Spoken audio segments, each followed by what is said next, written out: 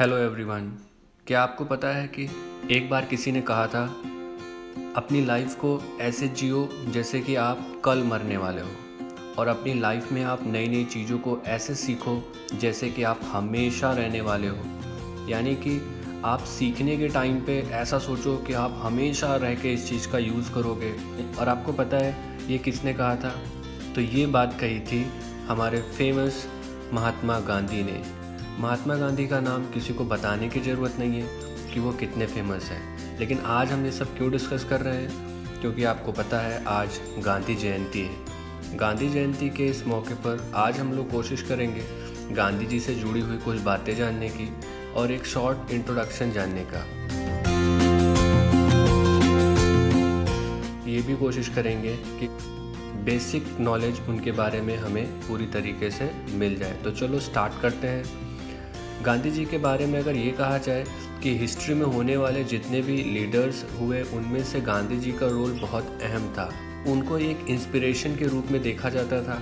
इनकी मेन खास बात थी कि ये इन्होंने अपना कैंपेन चलाया सभी लोगों के अधिकारों के लिए, सभी लोगों की डिग्निटी के लिए, और इन्होंने नॉन वायलेंस का साथ दिया।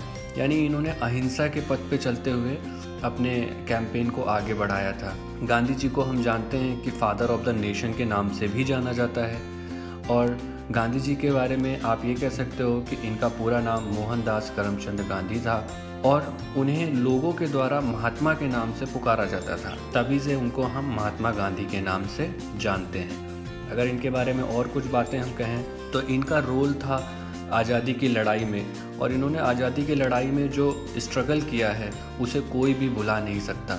गांधी जी के बारे में आपको एक बात मैं ये बता दूं कि न सिर्फ इंडिया में बल्कि पूरी दुनिया में इनके फॉलोअर्स हैं, और इनको फॉलो करने वाले और इनको मानने वाले लोग पूरी दुनिया में मिलते हैं। अब चलो इनके जीवन परिचय के बारे में जान लेते हैं। तो कुछ शॉर्ट में हम लोग जानेंगे इनके कुछ खास बातें, जैसे कि इनका जन्म कब हुआ था। तो हम ये कह सकते हैं 2 अक्टूबर 1869 को पोरबंदर, जो कि गुजरात में पड़ता है, वहाँ पे इनका जन्म हुआ था। इनकी मृत्यु कब हुई थी?